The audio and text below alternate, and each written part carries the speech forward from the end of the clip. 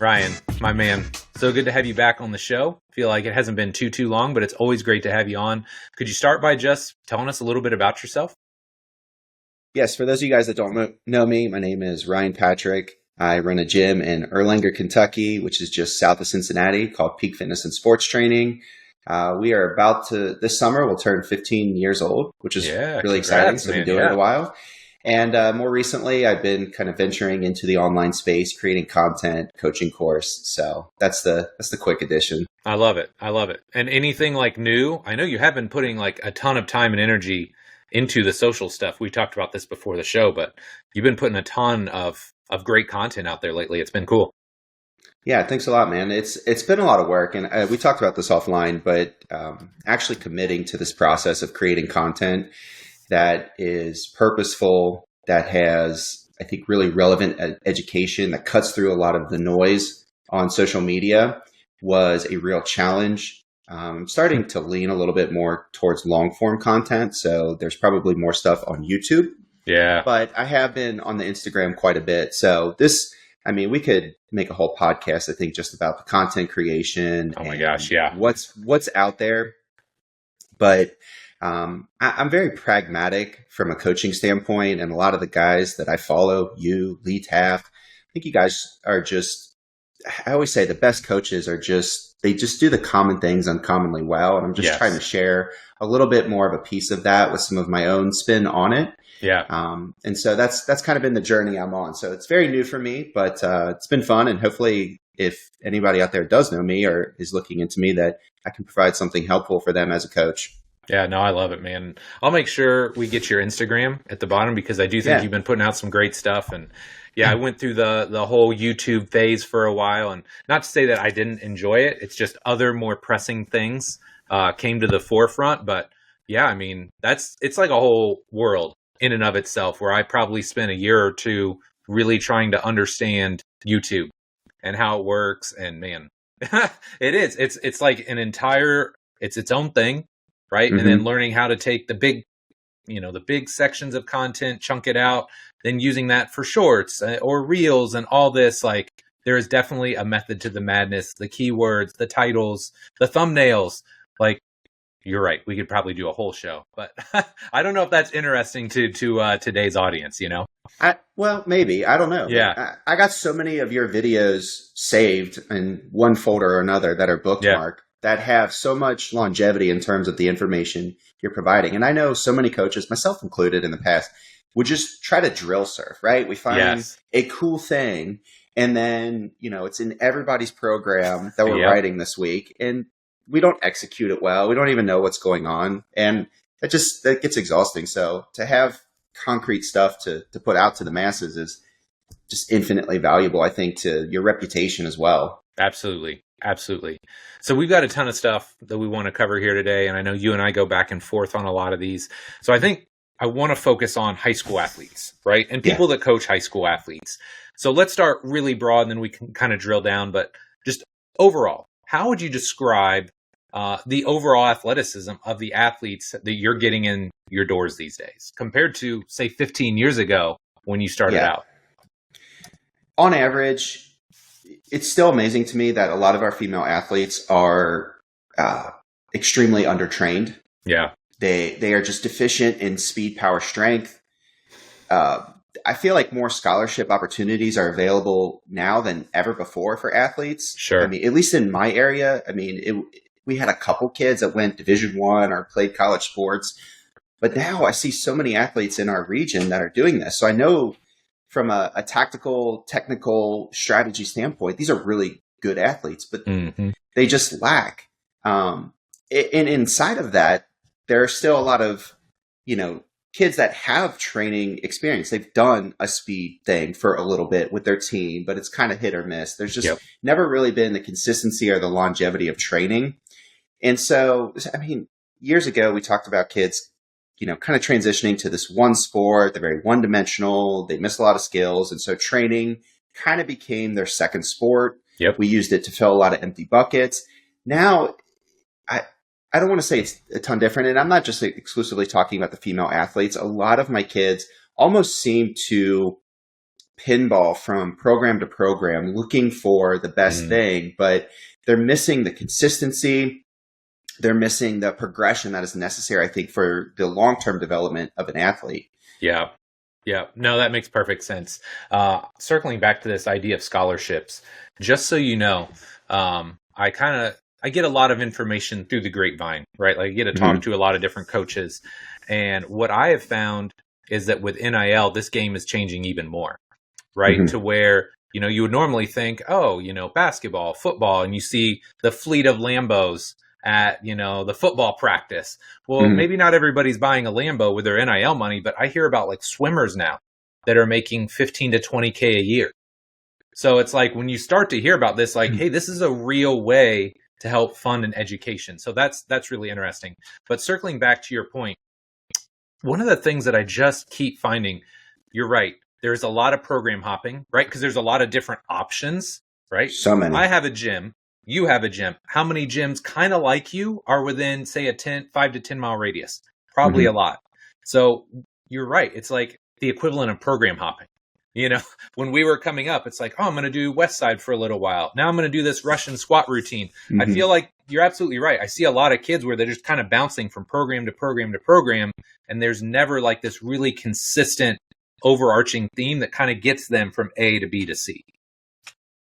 Yeah, it can be hard too, because we're talking about some of the videos and being pragmatic in your approach, having a systematic way that you develop athletes, assessing to the level that we actually want to assess these athletes. It takes time. And I feel like with a 15-year-old boy, like if he spits on the ground, hair is going to grow. Like they're just flooded with testosterone. And you can do anything. And in spite of the training, you can get really great results. Yes.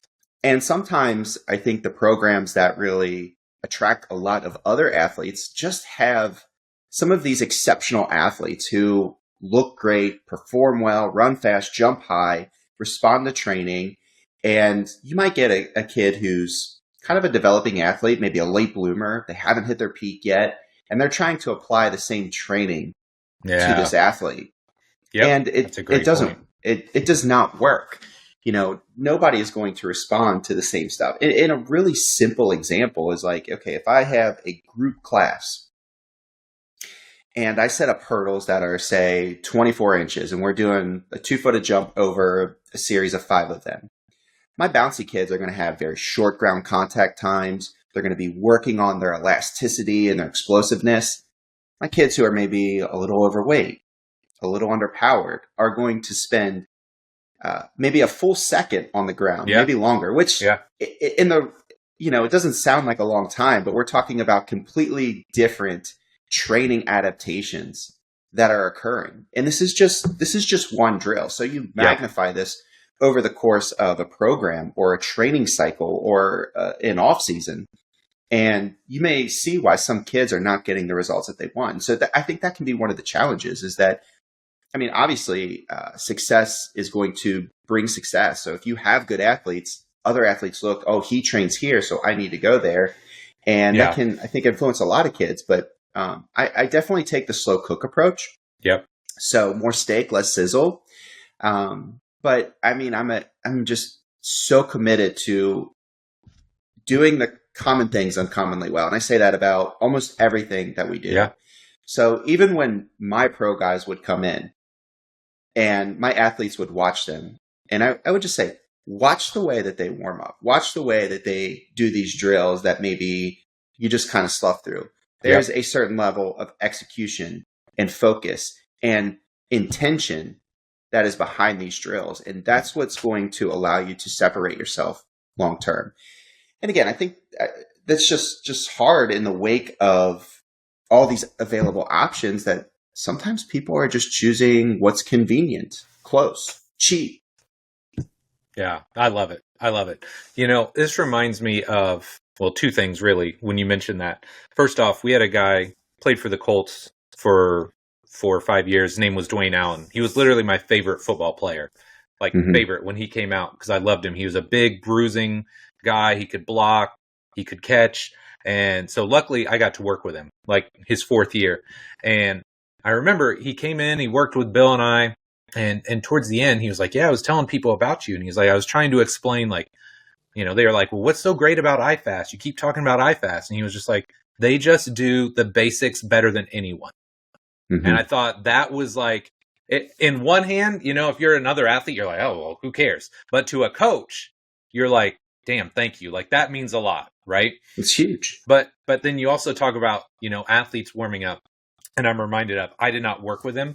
I worked with him very offhandedly, but there was a guy named Zach Allen, right? He played for the Cardinals, so he was under Buddy Morris, right? Yeah. And so I worked with him when he was with Buddy. He's now with the Broncos, and he's continued to blossom. He's an awesome human being. But I remember he came in, and Buddy was just like, hey, he needs a place to train. Can you keep an eye on him, make sure he doesn't kill himself? Yeah. And so I'm watching Zach go through his warm-up, and it's like 45 minutes, dude. It's like the most specific, detailed warm-up and like intention behind every rep, right? Like he's doing an A skip and he's focused, he's locked in. So it's just such a great point, right? Like the stuff that a lot of young athletes would think, oh, this isn't important, or I can just kind of mindlessly blow through this. No, the pros are locked in from start to finish. Mm-hmm. And not that you expect them to be pros, but just helping them understand, hey, like there's levels to this. So if you aspire to get to higher and higher levels, there's more and more intentionality that has to go into your workout. Yeah. And nowadays I'll actually find some Instagram clips. There's this Swedish sprinter that I absolutely love. She wasn't in the last Olympics because I think she was fighting an injury, but her training videos are so amazing. I can't remember her name. It's Ronagen or something like that. I think her husband trains her. So explosive. I mean, she's kind of a smaller statured female, but just she trains with a certain level of violence that I'm just like, wow. You know, she does like an A skip or a pogo jump, and you can feel the power through the screen. And so I'll show this to because I do have a lot of I mean, we've probably got about 50% females, but I'll show this to them and like, look, like I have told you, like there's levels to this shit. So you guys are doing this, you know, to a certain bandwidth. And I'm trying to encourage you, like, hey, there's a level you don't even know about. You haven't experienced. It's ignorance, right? They don't understand. And then they see that and they're like, oh my God, like what a difference. Like it just immediately they realize the deficiency that they have with certain things. And it's not that they're bad at things. It's just, you know, they do an A skip reasonably well. And I'm just using that as an example. Yeah, and they think, oh, this is okay. But to attack every rep, it's just a different level. And part of this too, I think, if we go back to COVID, which is kind of hiccup in the timeline. No, right. I thought things were going to change a little bit. And I'm sure we'll get into this where people had more family time. I saw my athletes grow and add muscle mass at an unprecedented rate because of the rest time that they had, because of the amount of food that they were around constantly. Any teenager around the pantry. But it has kind of gravitated, the pendulum swung back to where it was, where sometimes I feel that training and, you know, building the physical development of an athlete is another thing on their schedule. Absolutely. It's just another impedance. And it's hard to lock in and have the recovery necessary to do the training at the level that we know is optimal for the development. But there's so many competing commitments that it's just hard to get that level of output. Yeah. Yeah. I think that's one of the biggest issues that I run up against and part of this is why I don't have as many high school athletes. Part of it is the timing, because after school I'm committed to driving my daughter to soccer practices, right? Or I'm coaching Cade in volleyball and baseball in the spring. Like there's just a lot going on, but man, it's like just the time commitment. If you think about, hey man, they've got school from 7 to 2, you know, a lot of times they have a practice afterwards or they're going somewhere else. You know, maybe they fit us in there somewhere and then they've got another skills trainer. It's like, dude, by the end of the day, you look at their schedule, if you include school, training, homework, all that, they're going like 7 to 9, 7 to 10 every day. And then we're like, well, why isn't this kid getting better? It's a really simple equation, right? Like output is just, it's exceeding the input, right? The training is exceeding the recovery. Yeah. And you still have to understand training is still a side quest. Yeah. You know, we're trying to make the kids I like that. generally fit. Yep. we're trying to improve their speed, power, strength. But again, that doesn't guarantee a better athlete. It gives them the opportunity, certainly, to be a better athlete.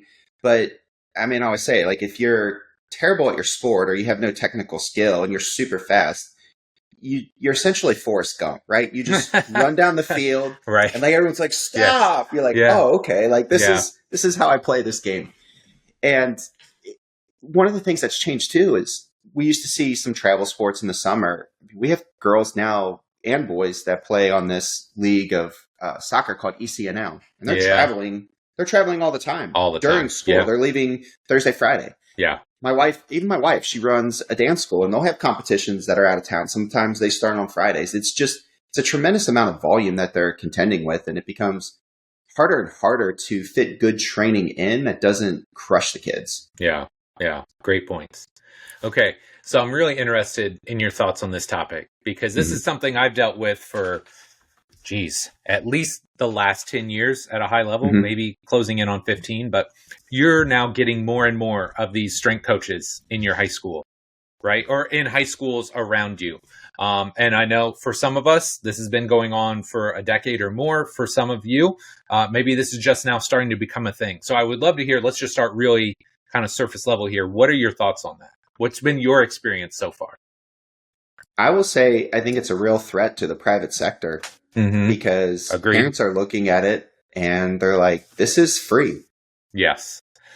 And that right there is hard to contend with. It is free. It's free. Yeah. And in the past, coaches might have run some of the strength and conditioning sessions. We know coaches are just in love with crushing kids with just unfounded intensity, grit, mental toughness, whatever you want to call it. And sometimes it was seniors teaching freshmen, and it was the Wild West, and technique was suspect. But again, like I remember being that age, navigating the weight room in the gym and just figuring stuff out with the boys. I had the last print edition of Testosterone Nation. Oh yeah. I wish I still had it. That's awesome. There's some young trainers listening to this have no idea what I'm talking about, but I had the last print edition of T Nation. And I think I remember it was a one arm barbell snatch. So we're in the gym trying to do this. Oh my God. One arm barbell snatch. Can you imagine? Yeah. Some high school kids? Yes. So crazy. I mean, I don't even know if I could have pressed it overhead and kept the bar reasonably level. So this is happening. Now we're getting coaches who do have some education coming in. However, I think there is abundant opportunity inside of this because the first thing that I've seen is it's kind of a revolving door. A lot of these coaches are not staying more than a couple years. Yeah. And so they'll come in, they'll implement and deploy their system of thinking, the way that they coach and educate their athletes. Kids, the first 2 years of high school will get used to it. And then they got a new coach coming in, and it might be completely different. So that consistency, again, they're losing that. One of the other challenges, I see this both when I look at my private sector market, so the competitors in my industry, as well as what the kids are doing at the high school level. I don't know why, but in my area, it seems that everybody is rushing towards larger group training. Lower cost, higher numbers, iron sharpens iron. You know, we got the best even athletes. Even the athletic side of it? Really? Okay. Yeah. So I see this on the boot camp side, but I haven't seen this as much on the athletic side. That's interesting.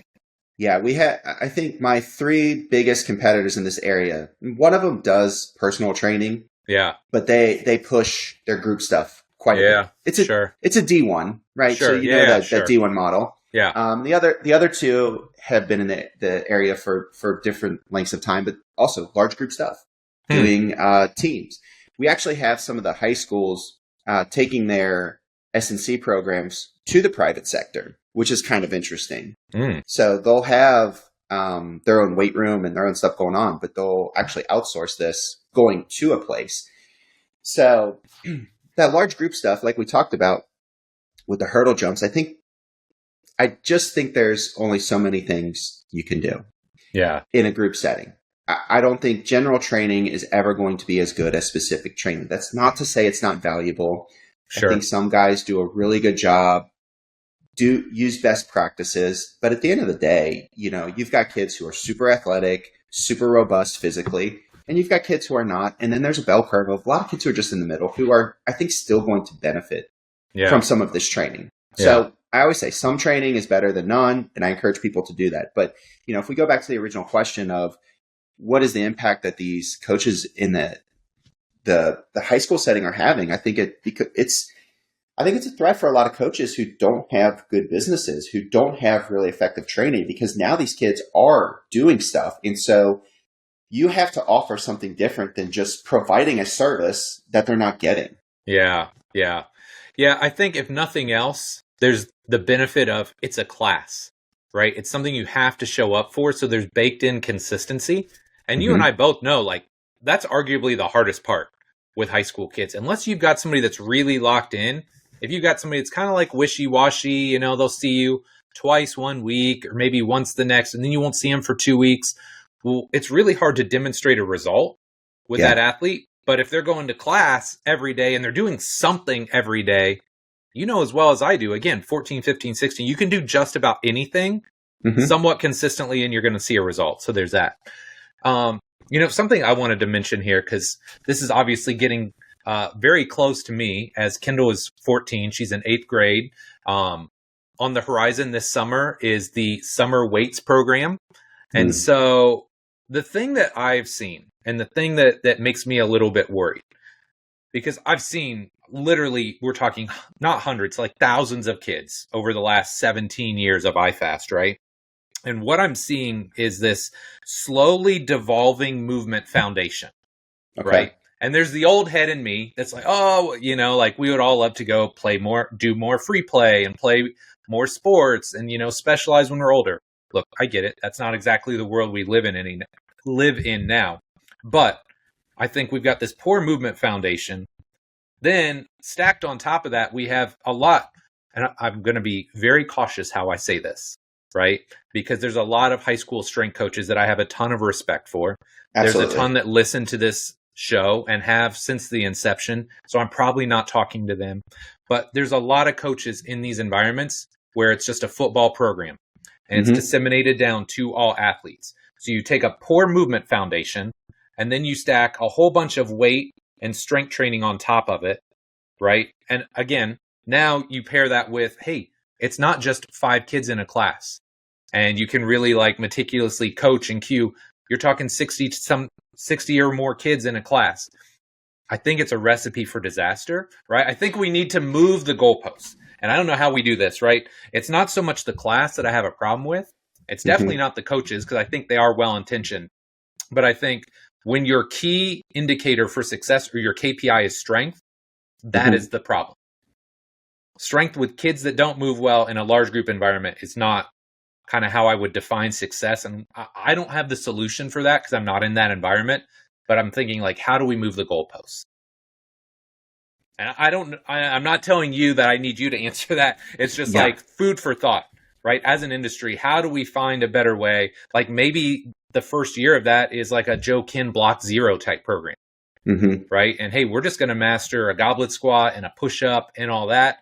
I don't know if that's something that's feasible in these environments, but I think there's got to be a better way to do it. So we create a better foundation, because what I have found and what I've seen, like, we saw this 2 years consecutively at IFAST. We had 1 year where there was a local school and it's the traditional, hey, record board, who's got the biggest squat, bench, power clean. That school sent us 8 athletes post ACL in a year. The next year, a different school sent us 8 of their athletes, not even for training. They got referred to us for physical therapy because they all had back injuries from the weight room. So it's like, that's where, look, guys, I mean, I get it. Like, and we're going to talk more about that, like blending this idea of moving well and being a savage. I don't have a great solution here, but I'm just like food for thought, and something I think we need to start having good discussions about is how do we shift the goalposts and how do we focus more on, hey, it's building a holistic, well-moving, robust athlete that is strong and fast and athletic, but not using basically strength training and the power lifts as our pinnacle of success. Yeah, I feel like the pedigree of strength and conditioning, at least in the Americas, is born out of the Cornhuskers, bigger, It faster, is. stronger. It is. Yeah, I was a strength sport guy. I powerlifted. You powerlifted. I absolutely. did some strongman. Did a bunch of just stupid circus stuff. It's a lot of failed the failed athlete project in your 20s, right? Absolutely. And it was incredibly difficult for me to get to a place where I let go of strength as the KPI. Mm-hmm. Strength is absolutely valuable. There's no disputing this. And I'm not saying athletes shouldn't pursue strength. But when it becomes what is the expression? When a measure becomes a target, it stops being a good measure. Yes. Yes. So we became so enamored with strength. And I get it. Coaches, we need a way to quantify stuff.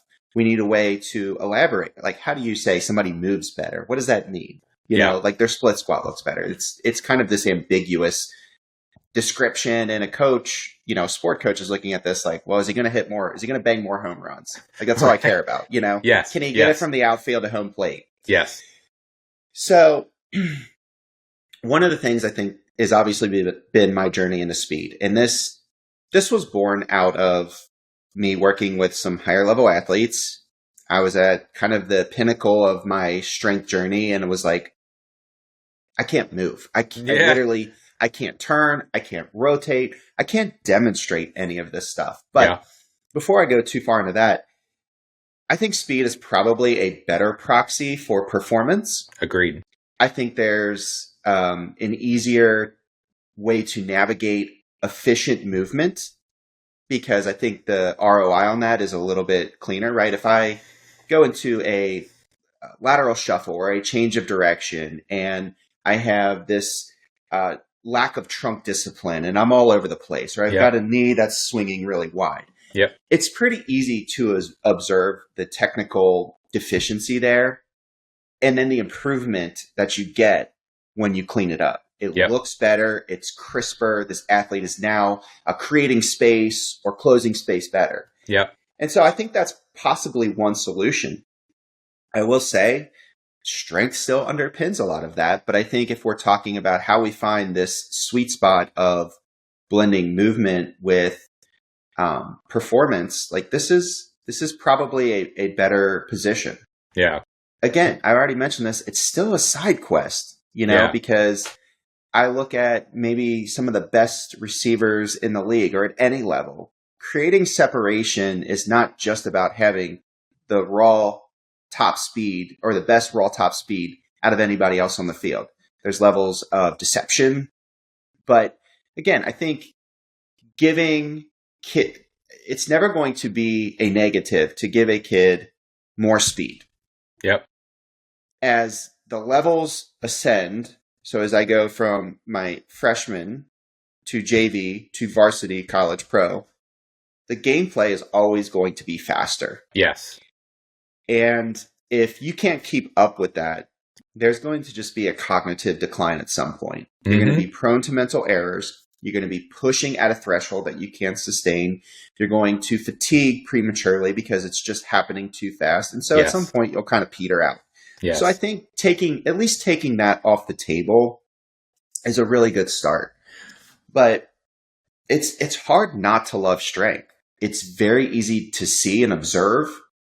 And for a lot of coaches who maybe are in this school setting, whose budgets went to power racks and all this other equipment, they might not have the tech to track some of these other things. I think timing devices are readily available. I mean, we've got the free lap, we've got lasers now that I think are economically viable for many programs, or at least do a quick fundraiser, a car wash or something, sell some candy. Right. And you can afford this stuff, but it's just a commitment to actually setting that up. And,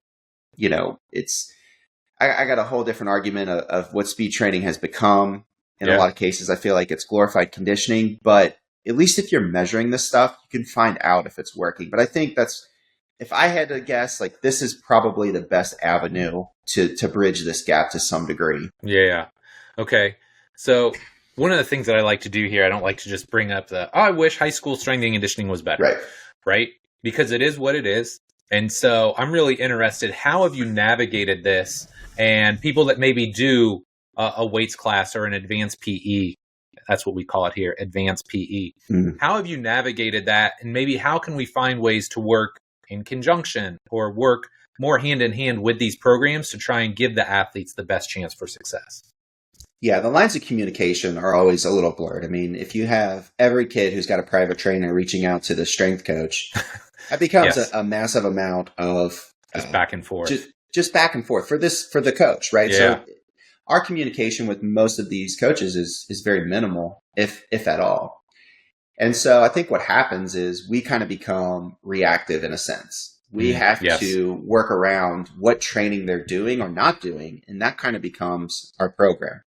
And I'll say in general, it's like they're not getting enough movement prep. They're not getting enough single leg or split stance work. And they're not doing enough dynamic effort stuff. Yeah. So it's pretty obvious what we need to work on. Yep. As far as I'm speaking from, a coach in the private sector, and I've reached out to a few guys that I really, know, like, and trust who are working with high school programs that I think do an amazing job. Like, I watch what they're doing and I'm like, wow, like to coordinate 20 to 30 athletes the way that you do is just, it's pristine. It's elite. Like, I have so much respect for these guys. Yeah. I'm like, how do you handle this? Because they're on both sides. They're like, a lot of these kids, we've got some D1 athletes. They're working with their private trainer. Mom and dad got their guy they're working for. Right. And I'm also working with athletes in the private sector who, have their own school programs. And so it's just this really challenging situation. But at the end of the day, it has to come down to communication. And the best place that I start is just communicating with my athletes. What are you guys doing? Let me see your program. Let's have a conversation. And then it really goes back to my assessments. So we do jumps on the force plates every single week, just a counter movement jump. Yep. And I want to see how my athletes are responding. So one of the interesting things is when a lot of our kids start their sports, so they have tryouts, which is effectively Hell Week. Yeah. Which doesn't make sense from like a progressive standpoint, right? Easing kids in and Right. stuff. It's like who's been doing stuff. Smash them right out of the gate. Yeah, especially with basketball. What I see from like mid-October is when they start. So like from mid-October to early December, which is primarily preseason for us in Kentucky, their vertical jumps drop, sometimes by like 2 inches. Yeah. Which is pretty significant. Absolutely. So we see this dip, right? And it's the whole fatigue mask fitness. These kids are running a lot. Coach is trying to get them in shape for the season. And so we just see their legs are just dead. And so because of that, we can make some informed decisions about their training and what we should do. When we do our speed stuff, we time a lot of it. I look at a lot of technical stuff as well. We take a lot of video. I'll give kids feedback, that kind of stuff. I think that's really valuable long term for just working their efficiency. But if they're running slow or their times drop off pretty significantly from what our expectation is, sometimes they might get 2 really good reps and that's it. Yep. We're able to just make some changes within the session that I think are really valuable for managing the fatigue. Because if I have an athlete that's tired or fatigued, they're not going to be very fast. They're not going to be very explosive. So I'll go to work on other things that I think are going to be important for them. Hey, they're banging on the court a lot right now. Right. Maybe we need some more isometrics or some slow tempo stuff to work on tendon health to make these guys just resilient and robust. Maybe we're doing a little bit more upper body training because we've got a little bit more bandwidth here. So it's just navigating that stuff. But again, you can't do that if you don't communicate. And I don't know if I foresee us really being able to communicate with coaches in these programs. They're so busy. Each team is bringing 15 plus athletes in and they've got multiple teams to contend with. Yeah. I just think it would be overwhelming for them to try to have individual conversations about each athlete who's getting training outside of their program. So in the private sector, I feel like we have to be reactive. And in order to do that, we have to have good assessments that inform our decision making, because I can write a program, which is my hypothesis on what's going to happen the next 4 weeks, but it's going to break down. Sure, sure. Yeah, I think that's great advice. That's what we always did as well. I'm reminded of 2008 when we opened and we had some football kids in, and I Mm-hmm. knew basically every day they were going to power clean, squat, and bench press. And so we kind of filled in the gaps. Hey, let's do split stance. Let's do single leg. That's when rows cured upper back problems. So we did, let's balance those benches with rows. But, just finding ways to fill in the gaps. But this leads me to another question. Mm-hmm. Obviously, you are using plates, and you use that as part of your assessment. It sounds like your readiness process as well. Yeah. Are you peeling back any layers when you're looking at readiness beyond just jump height? Are you having any of those discussions with your athletes about, hey, your jump height might be the same, or is that even a worthwhile discussion for you? With my athletes, not so much. Yeah. For them, it's like jump height makes the most sense. Yes. Some of the more advanced ones who have been around a little bit longer will talk about, their eccentric rate of force development. I think that's a big one. Peak braking velocity, that kind of stuff. Yep. Time to take off, because I think that's one of the biggest strategies, right? Hey, Yes. you were jumping in 0.7 seconds. Now it's 0.85. This is, it's an order of magnitude. It's kind of like, hey, you're going up for a rebound, but the guy's already got it and he's halfway down the court, right. And you're in the air wondering what happened. So, right. Making sure that we're getting that. And I appreciate that, when you're doing a vertical jump, it's there can be some drawback, right? A lot of our athletes are running and jumping, so there's different things that happen, but that situation, I think, controls a lot of the variables and the constraints. So to answer your question, I mean, I don't talk to too many of my athletes about that. I kind of say, hey, you see the output.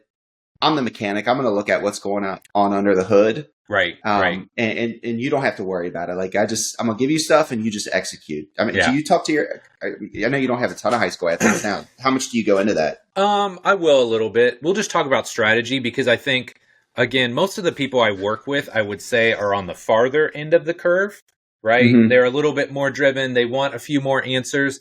So I will have some of those conversations of, hey, look, the body is amazing, right? Like it'll find a strategy to do what it needs to do. So we may have that discussion of, hey, man, your jump might be the same 2 days in a row, but as well as I do, one day you're quick and bouncy and explosive, and the other day you're down a little bit lower. You're muscling that jump a little bit more.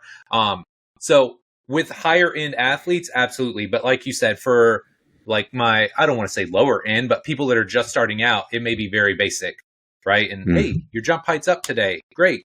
Oh, your jump height's down. Oh, well, you played 3 games this weekend. It's way more surface level and just trying to connect some of the dots. And then later on, now it's like, okay, let's bring all this together and help you have a better understanding of how your body works. But it's like anything else, right? You don't want to overwhelm somebody with information their first day in the gym. Okay. So something we have a few, sorry to build on that. We have a few athletes, I think, who are ready for that. Yeah. They're locked in. They want it. And then we have some young athletes who are like, I'm just trying to get them to goblet squat 35 pounds, right. It's totally fine. Right. Yeah. And you're absolutely right. There's levels to it, right? So, okay. Something that I'm really interested in, and I feel like maybe you've talked about this a little bit before, but we both have a powerlifting pedigree, if you will. You were far more successful than I was, but I love the sport, right? It did a lot for me just as far as building confidence. It gave me an amazing strength base. I was not strong at the time, so I felt like it gave me the confidence to be a better coach early on. When you're a little bit stronger, you feel, just more confident. But also over time, we both shifted and transitioned to where, hey, strength is cool, but we also want to learn more about speed. So I would love to hear, what was that journey and that process like for you? You kind of alluded to it a little bit earlier, but I would love to hear kind of the full story.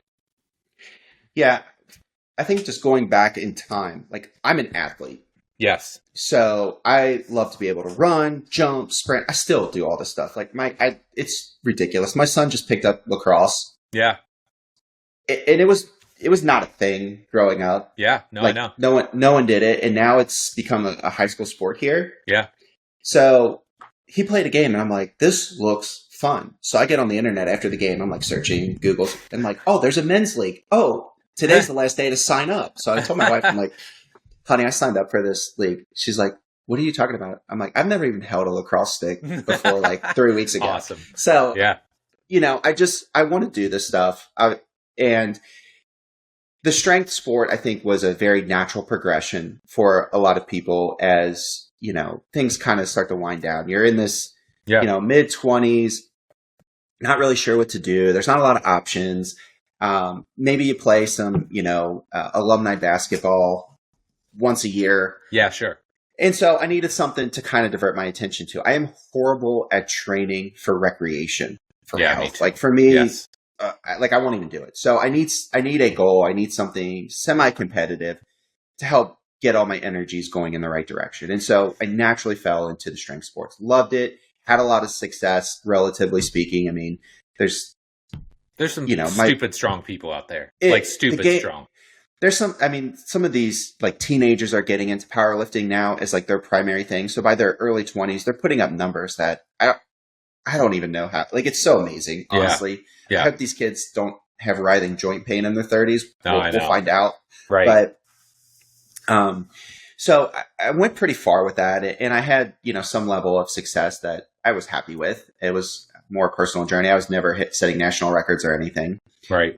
And like I said, we right before COVID, we started getting this flux of professional athletes in, and there was two things that happened. One, I couldn't demonstrate. Two, I had a sciatic nerve issue that just was really debilitating. I mean, I had trouble walking, sleeping. It was horrible. And it was my own fault because normally if I feel stuff coming on, I'm like patient. I'll do more single leg stuff, but I'm like, right. The gains train is rolling. Maybe if I just kind of warm up a little bit and forget about it, it'll go away. It didn't go away. Right. I paid the price. If you don't know the cost, be prepared to pay the price. I paid the price.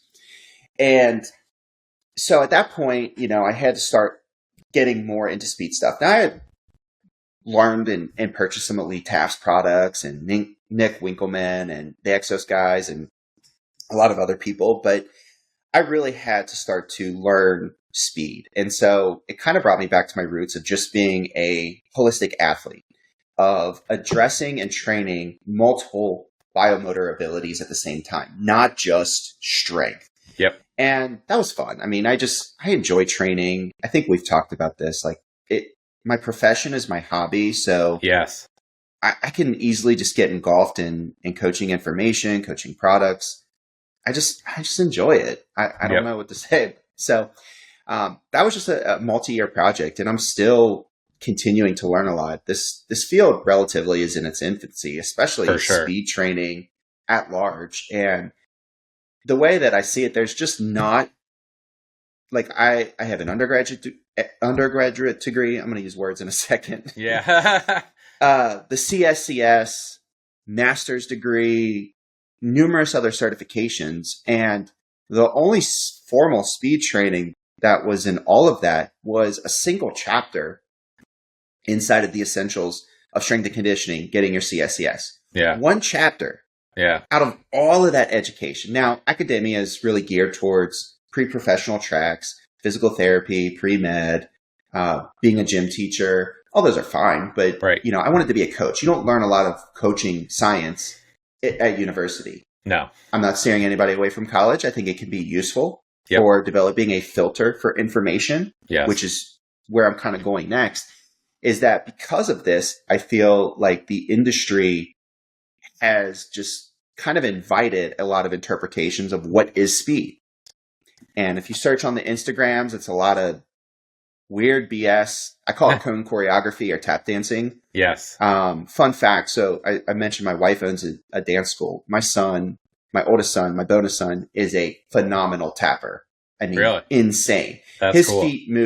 His feet move faster than anybody I've ever seen. He might be the slowest MFer I've ever seen. Like if we do a 10:05, man, you need a sundial. That's so. I like to use him when people talk about fast feet. I'm like, are you sure fast feet don't eat? Because I was going to say, slow feet don't eat, man. That's what everybody knows. Yeah, slow feet don't eat. But that, and then the interpretations of what speed technique is, it's kind of like a lot of our knowledge of strength and conditioning has come from the powerlifting world. Now a lot of coaches are pulling from the track and field world all of this information about speed. And one of the things to consider is that our athletes have to move in a multi-directional fashion. And so, there's been a lot of piecing this together for my own journey of trying to get something that's cohesive, that for me still aligns with what the biomechanical and physiologic principles of speed are. And so I just kind of immersed myself in that. And it seems to be one of those things I just, the more I get, the more I want to know. As the island of knowledge grows, so do the shores of ignorance. So as I learn stuff, I'm like, gosh, I don't know. I don't know. There's more I realize I don't know. So that's kind of where I am now. But, in creating this mentorship that I have in this coaching course, it's really helped me to synthesize a model that is coherent with all of these things, that also addresses where I feel like a lot of the gaps are for myself, or the gaps that I experienced. But that's hopefully that I'm kind of going in a lot of different directions. Hopefully that answers the question. It does. It's funny when you were talking about the sciatic thing. Before this was the physical preparation podcast, most people won't even remember. I actually had a podcast before, about 45 episodes, called In the Trenches Fitness. And I had Pavel on, and I asked Pavel the big question, right? What would you change? And or what was something you wish you knew then, whatever.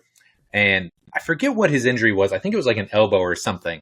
And I think he said something to the effect of, my biggest mistake was thinking that because I knew physiology, that it didn't apply to me. And I remember that always stood out to me. It's like when you're us, right? And we think, oh, we know physiology, we know biomechanics, we'll just work around this. It's like, no, sometimes you just got to get in there and you got to fix the thing.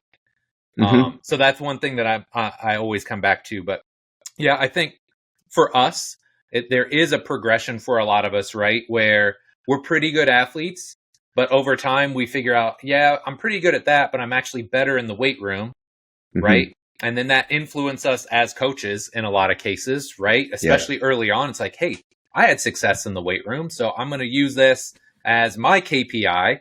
And then over time you realize, I think, you have some wins, you have some losses, you kind of step back and you realize, okay, well, how come some people had success and others didn't? So you start to realize there's different archetypes, right? Your bouncy elastic types probably aren't going to be as effective, or they're not going to be as strongly propelled forward from the time they spend in the gym. But one of the things that I wanted to ask you, again, because you see so many of these young athletes, what are some of the biggest mistakes that you're seeing? And I'm going to leave this really open-ended, because it could be in the way they're being trained. It could be technical issues. What are just some of the biggest issues or mistakes that you're seeing with these young athletes? With their speed training, to clarify. With the speed training? Yeah. I made this mistake, so I'll speak to that, is focusing too much on the technical stuff early on. So if you lack power, if you lack some of the force production necessary, if there's deficiency in just overall output, that's working on technique is only going to take you so far. Like you've got to have the bigger engine, right? We use this with strength. Yeah. Long term, I think just ignoring technique can also be a problem. Yep. So the pendulum just kind of swings too far one way or the other. There are many people who are like this technique doesn't matter. And I think there's plenty of research like, hey, we can improve the technical aspects doing a complementary training that is going to teach a kid how to stack their head directly above their hips, how to orient the pelvis, even at high speeds. Yep. So, I mean, we do stuff, we talked about this, like the single leg lower. Yeah. Coming back, like kids have trouble with exercise. That. If you have trouble with that in a low speed, controlled environment with more points of reference, meaning the ground, how are you going to organize pelvis at speed? Right. Yeah, with max intent. With max intent. It's not going to happen. And I get that some fast guys are going to have some degree of anterior tilt or anterior orientation. Totally fine. But when it's flagrant, I think it behooves us as coaches to say that we need to address this, not necessarily fixing their technique up as they're running, but being intentional with some of the things that we're putting in. And so, early on, athletes do need just to learn how to access that level of output. The other mistake I see is Speed is often done at the end of practice, Oh my where it's gosh, glorified yes. conditioning. Yes. Really taking the rest that is necessary to get the outputs you desire. And so I know you've had Tony Holler on. He's a Yeah. guy who's hugely influenced. Fresh, fast, focused. That's how you That's do it. speed. If it's not those three, it's not speed. Yeah. And we do, like, if you look at what the volumes that people recommend are, you know, some people say up to 300 yards a session for acceleration. We have roughly 10, maybe 15 yards that we can use in our space. Like, I'm not running 30 tens. No. You know, that's a ridiculous amount of tens. If you're going max effort, hell no. It's not happening. Yeah. So we've got a lot more out of a lot less by focusing on that intense side. And I think to the longevity, the competing commitments, all the things we talked about that these athletes are up against, I think that's the way. We recently got a shred mill, and I don't know that there's any magic in that other than it allows us to hit some longer runs. Yeah. That's really the only reason we got it. Open it up a little bit. Open it up. Because the only time we could go outside and hit top speed was when it was sunny, warm weather, warm weather. And honestly, it's on asphalt. So we were doing maybe two flying tens. That's it. Yeah. Because that's all I wasn't willing to have my kids do more on a surface that was that hard. So big problems. One, either the over or under reliance on some of the technical aspects. And the pendulum swings back and forth. People, I think, argue about a lot of the technique stuff that goes in with just linear sprinting. Yep. You know, being squatted versus doing your A series. All of these drills, again, are just side quests. And then I think the allocation of volume being either being too high or not intense enough. Yeah, I love that. I love that. Yeah, I think one of the things that people get confused by, and I think a good analogy may be MMA, right? Like when MMA started, there were like stand-up fighters, right? There were wrestlers, there were BJJ.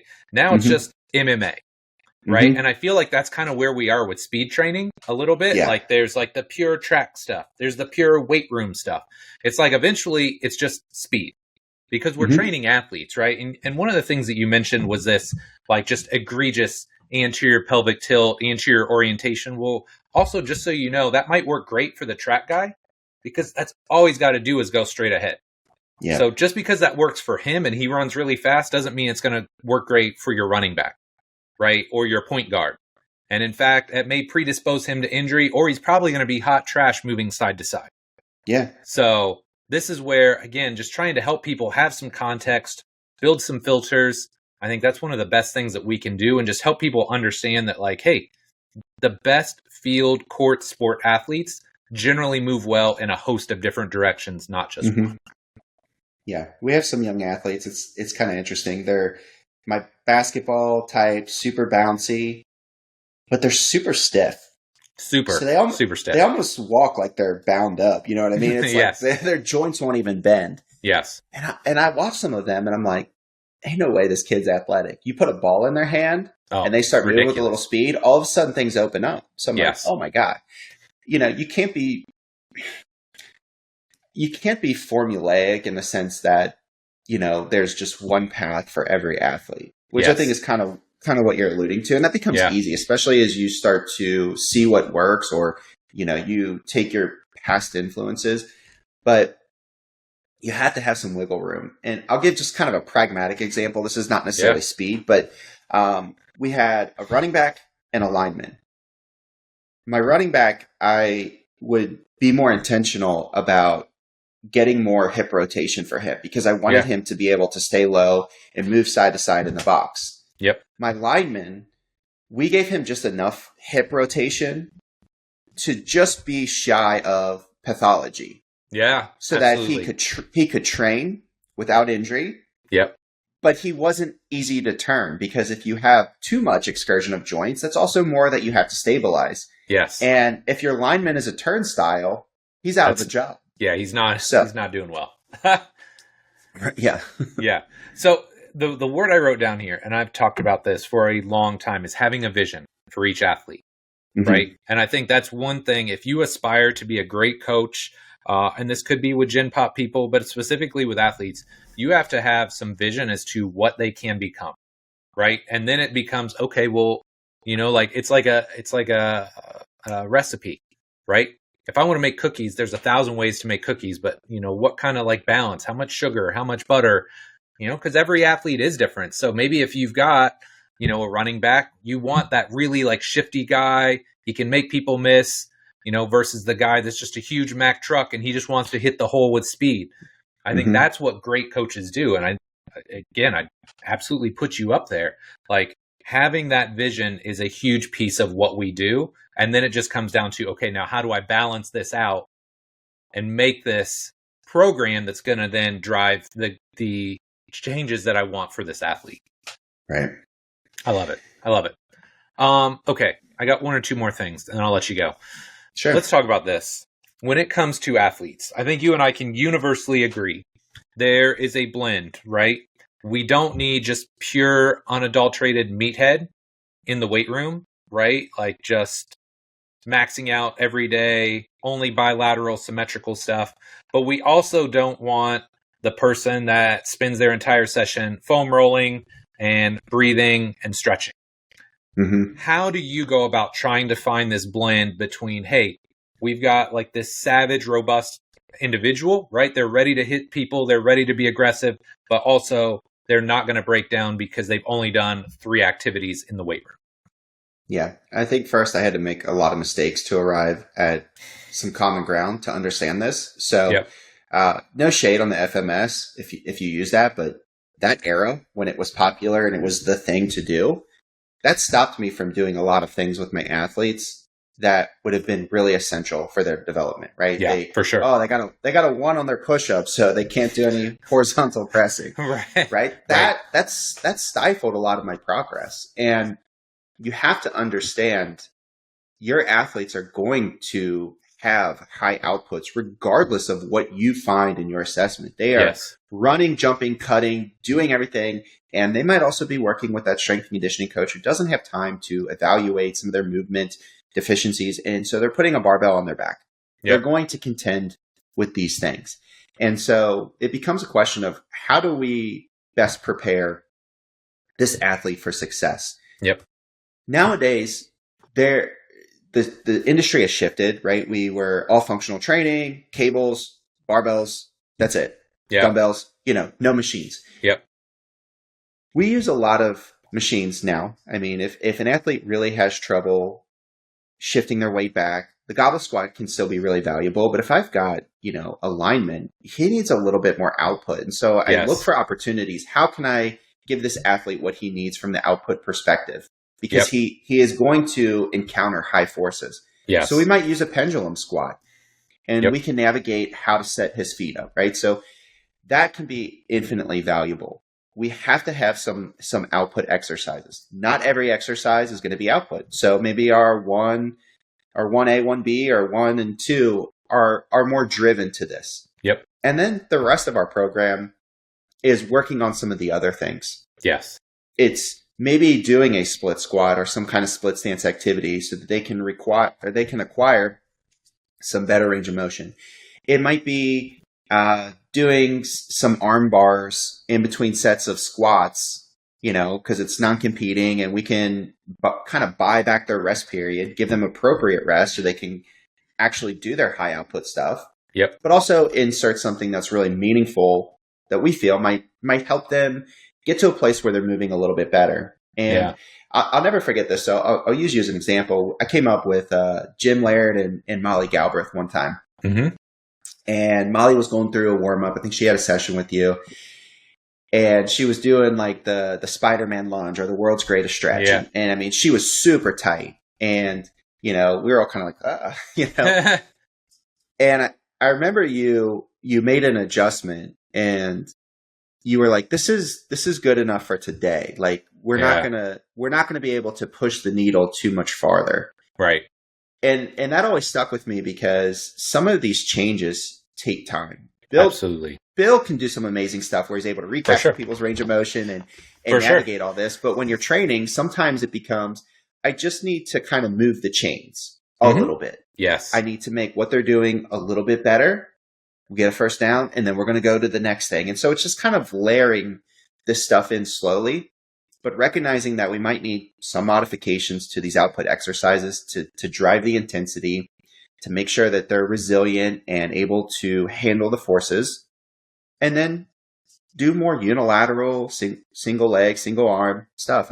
To me, even with all the knowledge we have, like we kind of were doing this 10 years ago. We just maybe our explanations have evolved a little bit. I think that's the best way to look at it. And I'm actually very slowly working on an article about like, hey man, like squats, deadlifts, like we've known for a long time, like a bilateral squat and deadlift are valuable, but now we kind of know, hey, a split stance or a staggered stance, squat and deadlift are valuable for different reasons maybe than we thought before, but they're still valuable. Single leg, like I think over the course of a program, if you're checking a lot of those things, you're choosing the right exercises, right? You're coaching and cueing with intention, right? Like, and that's part of just like your eyes getting better, kind of knowing, oh, their pelvis is like way over here, you know, like knowing how to coach and cue more effectively and choose the right exercises. Ultimately, you get really good results, right? And also the other thing that I always come back to, and this is another one of those, I don't even know if it's a pendulum. I just feel like there's always this subsect out there of like perfect movement, right? You have to move perfectly before you can progress. And I think that is a huge limiter for a lot of coaches as well. Like, oh, well, their hip shifts a quarter of an inch in the bottom of their squat. I can't load them, you know, like, you know, when they get on a soccer field or a basketball court or, you know, somebody's trying to smash them at full force in a football game, I'd like to have some resilience there. You know, the mobility is great, but man, if I've got some output, I feel a lot safer, or I feel that athlete's going to be a lot safer on a field or in a game. Yes, sport is not happening at 90-degree angles. No, I wish it was. Okay, last but not least, and I'm going to let you go.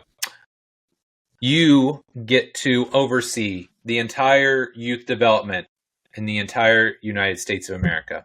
What are some final thoughts on how we can help build the next generation of great young athletes? What are some things you would like to see done? Wow, this is it's a big question, man. Yeah, so I get the baton here. I'll just kind of magnify what we're doing inside of my own practice. Number one, I think for any athlete, my conversation is that even if we do everything right from now till the time you graduate, you are going to go to college and get stronger and faster and more explosive. You have so much potential, and I want you to work towards that. So number one, I just want to paint the possibility and have kids consider the possibility that if they invest their time and energy and effort into this, there is just unlimited upside for them. Yeah. I think that is absolutely critical. And I do that to invite the kids in to saying, I want to do the work and I want to focus on this. I'm going to invest in myself. Sure. I also think fitness is such a great microcosm for life. It's nice because, you know, there's talent out there and some athletes are just born with it. They got gifts from the gods. It's amazing. I love watching it. I love elite performance. But inside of the weight room, the ones who put in the work are the ones who get the results. You don't see the results without doing the work. And maybe life doesn't work that way, right? Like I put out pieces of content. I'm consistent. Some hit, some don't. Right. But with fitness, you can see that when your effort and your application is there, that you can get the results. And so I think that's a starting foundation of just what this is going to do for you, because a lot of kids that we're working with are not going to play sports past a certain point. Absolutely. So just kind of instilling some of these values of what the industry has done for me as an athlete and as a person, I think is a really good starting point. And then from there, it's just, I would like to see just a kind of what you talked about with the mixed martial arts, just a more harmonious application of the different modalities. Again, I talked earlier, there's multiple biomotor abilities, not getting too caught up with one, but having athletes who move well, move fast and explosively, and move with some strength and some power. Yep. I think if we had just a more general approach, a better movement foundation, that it would benefit a lot of kids. And some of this may go to, hey, the kids just need to play more sports. They need to play outside. We used to make games up with a smashed Coke can, sports. Yeah, and it's hard. I mean, we talked to both of our kids like Fortnite, but it's hard to, unless we have organized activities, it's hard to get them outside. Yes. For one, we got a lot of crazy teenage drivers in my neighborhood. So that's kind of scary. Yeah, that's too. But that's kind of where I would take this. And so I know this kind of gets away from the conversation of just like tactically, what do we want to do inside of a training session? I think just inviting kids into the possibility and letting them experience training and do this and just doing it well is really what I would like to see. Because, man, like if it was just about getting stronger, like if, Saquon Barkley was, it was just related to who squat the most that year, ran the most yards. I mean, this would be really easy. We'd be out of a job. Everyone would just be in the weight room. But There's more to it. So I think just having a more holistic approach to athletic development would be kind of the direction I would want to go with it. Yeah. No, I love it, man. And I always come back to like two things for me, like building a great movement foundation, right? And then number two, especially when they're younger, and obviously it plays into when they're in high school, but when I train Kendall's little soccer friends, they're 7th grade now. But when I just want it to be a super positive experience, right? Like I want them to walk away from that and be like, man, this is really fun. And so it's something that they want to do more and more of versus the opposite where like, this sucks. This coach is yelling at me all the time. I want it to be a positive experience that they enjoy, that they will then take and hopefully use and apply the rest of their life. But yeah, man, Ryan, this was awesome, dude. Really appreciate your time. You talked about your IG and like your course that you are done with, I believe. So would you mind just telling us where we can find out more about you and the work that you're doing? Yeah, at Coach Ryan Patrick on Instagram. I think that will be your entry point to any and everything that I'm doing. Yep, I love it. Well, I'll make sure I get that link in the show notes. And shameless plug for Ryan. He's a guy that I have a ton of respect for. He's doing real work, and he has definitely stepped up the IG game. So please go and give him a follow if you're not already. Ryan, dude, thanks again for coming on, man. This was really great. Thank you, man. Always an honor.